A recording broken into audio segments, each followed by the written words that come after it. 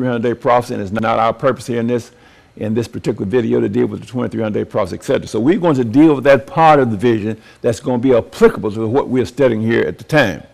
All right, let's continue with reading the vision. We see a ram, now we see a he-goat, and let's continue.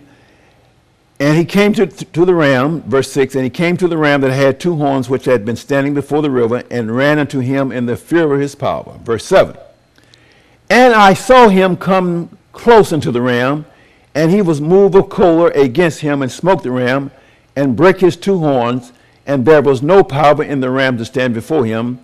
But he cast him down to the ground, and stamped upon him, and there was none that could deliver the ram out of his hand.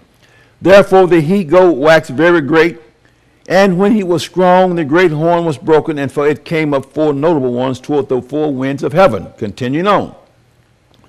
Verse 9, and out of one of them came forth a little horn, which waxed exceeding great toward the south, and toward the east, and toward the pleasant land.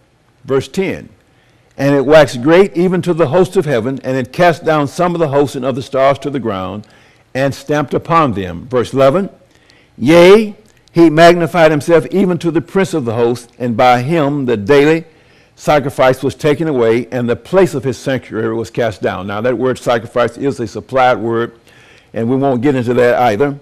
Verse 12, and an host was given him against the daily sacrifice by reason of transgression, and it cast down the truth to the ground, and it practiced and prospered. In verse 13 and verse 14 we're familiar with, that talks about the cleansing of the sanctuary, etc., and that's another study in itself. Now, when you get over to verse 15, it says, and it came to pass when even I, Daniel, had seen the vision and sought for the meaning, then behold, there stood before me as the appearance of a man.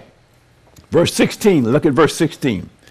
And I heard a man's voice between the banks of Uli, which called and said, Gabriel, make this man to understand the vision.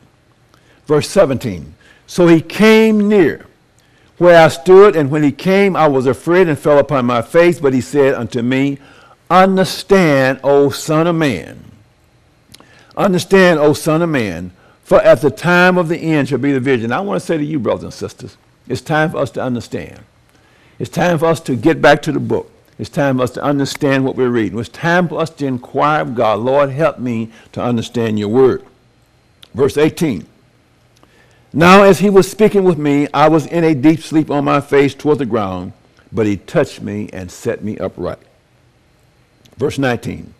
And he said, behold, I will make thee know what shall be in the last end